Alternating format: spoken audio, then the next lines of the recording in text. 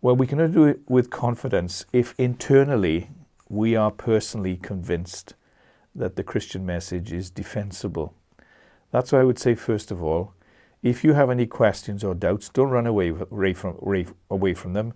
Face them and recognize there are a lot of resources around, both in terms of DVDs, in older form cassette tapes, and a rich array of books which answer the top kind of questions that people raise. When I was in my early 20s, I recognized there were probably 10 main questions that non-Christians ask. They weren't big questions for me, but I thought, if I'm going to help people, I better work out answers to these questions. Is Jesus unique? How do we know God exists? Do science and the Bible conflict? What about suffering and a God of love? These kind of things. And so I determined to, with the help of an older brother, access books, and in those days cassette tapes and other materials, to help to equip myself to prepare answers to these questions. You could do that. You don't have to be an academic. You don't have to have gone to university. There are good materials around to help you. There are some very good websites too. bethinking.org is a very good website run by the Universities and Christian Fellowship in Britain, which answers many of these big questions.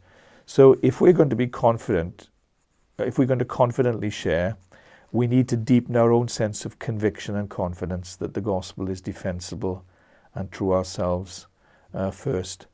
But in addition to reading these materials, find older Christians or others with whom you can dialogue and discuss and work through some of these questions together. You can do it in a youth group or a home group or a series in a church, in our church on Sunday evenings. We've just done a series on the relevance of the Old Testament laws to contemporary society, and after the sermon we had an open question and answer session, which was really stimulating for a lot of humble believers as they sought to work through how to apply Christian truth in their daily lives. So do the hard work of reading, reflecting, dialoguing, and pray then for the Holy Spirit to set it on fire in your heart and your mind. And look for opportunities to talk to people.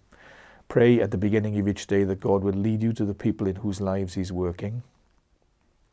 And look out for opportunities to speak to people and ask questions about what they believe or don't believe, and whether it leaves them with a sense of hope, freedom, or despair. And that will open up opportunities for you.